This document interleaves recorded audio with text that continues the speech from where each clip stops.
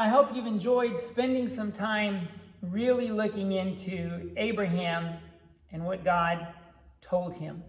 Now let's turn to Hebrews, the book of Hebrews. And you may remember we started our study off with the book of Hebrews, Hebrews chapter 11.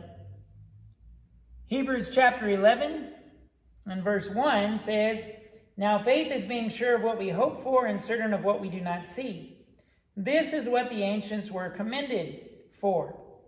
And then we had read verse 6, "And without faith it is impossible to please God, because anyone who comes to him must believe that he exists and that he rewards those who earnestly seek him."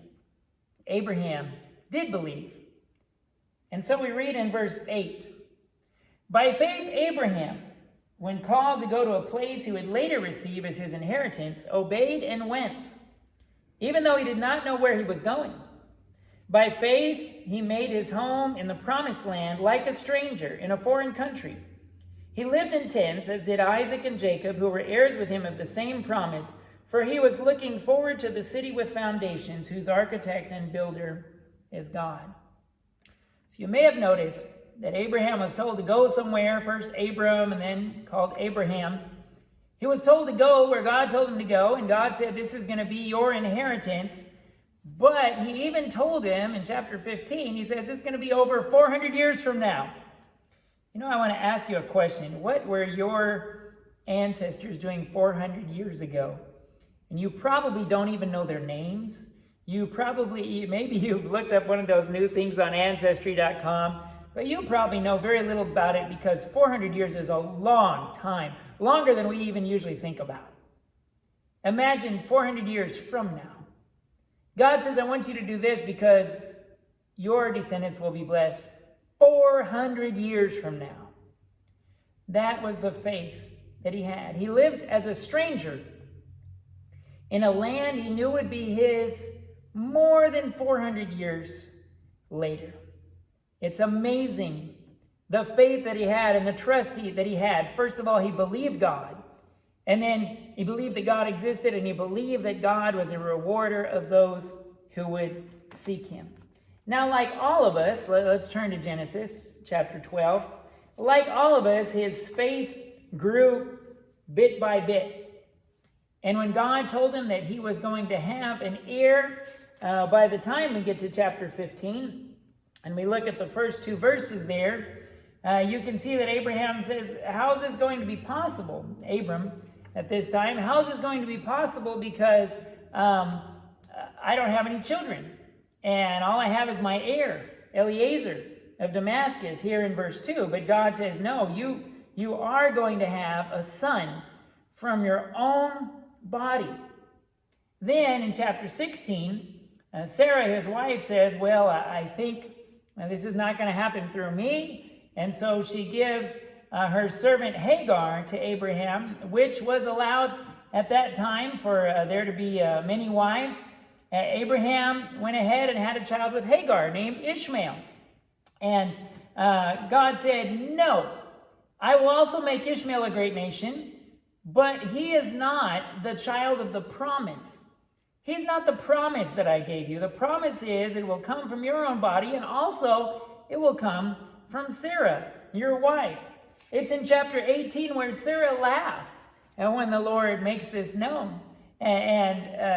So finally, she gives birth to Isaac, and Isaac means laughter. Isaac is the child of the promise.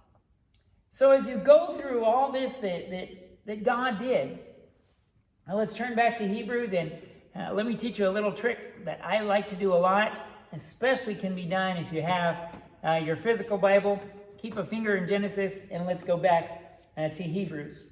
In Hebrews 11, continuing to read there, it says, Hebrews 11 and verse 11, "By faith Abraham, even though he was past age, and Sarah herself was barren, was enabled to become a father because he considered him faithful who had made the promise." And see, even though his faith gradually grew, first of all, he said, "Oh, it's going to be, I see God, you're going to do it through one of my servants."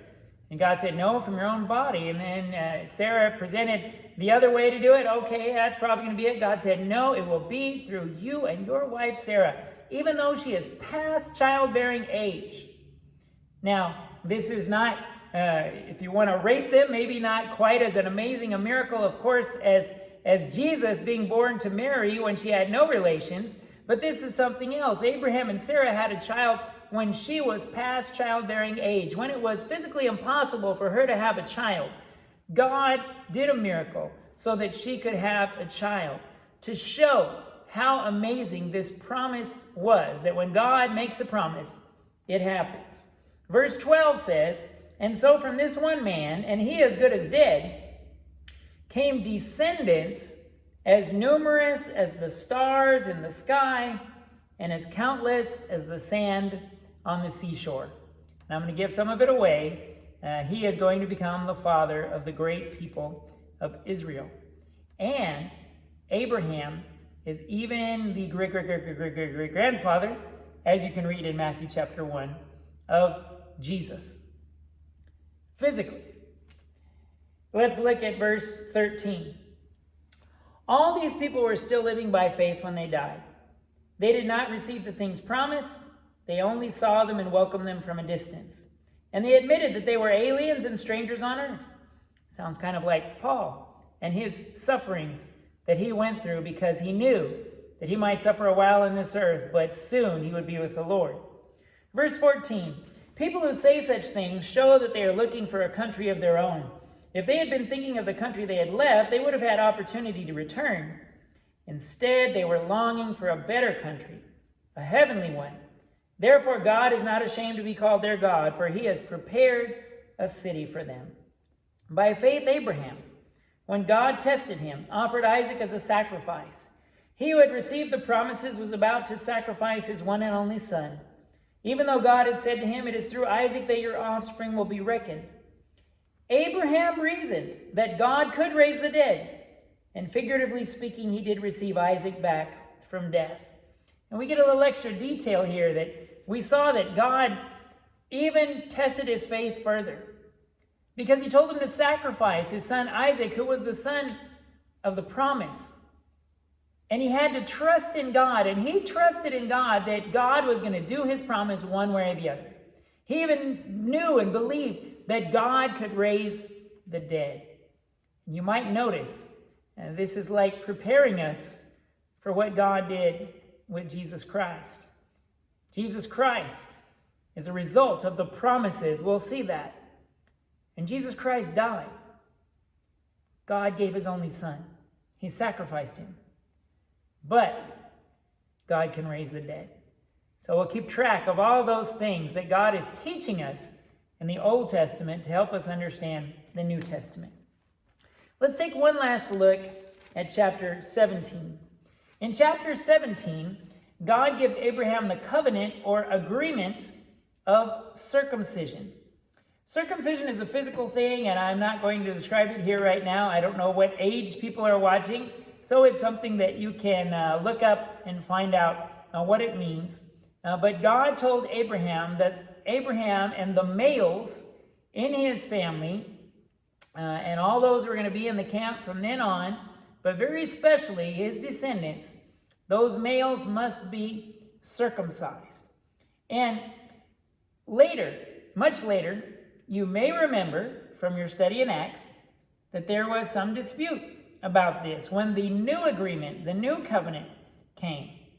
So before we read Galatians, I'm going to ask you again to look at Acts chapter 15.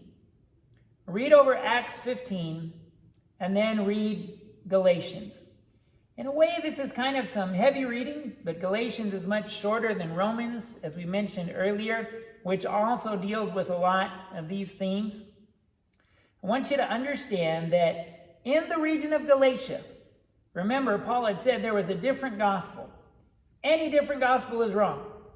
In this case, the different gospel that was being preached was people were saying, like they said in Acts chapter 15, you need to be physically circumcised. And basically the question, like we read in Acts chapter 15, is, do you have to follow both the new Testament and the Old Testament? Do you have to follow the New Agreement and the Old Agreement?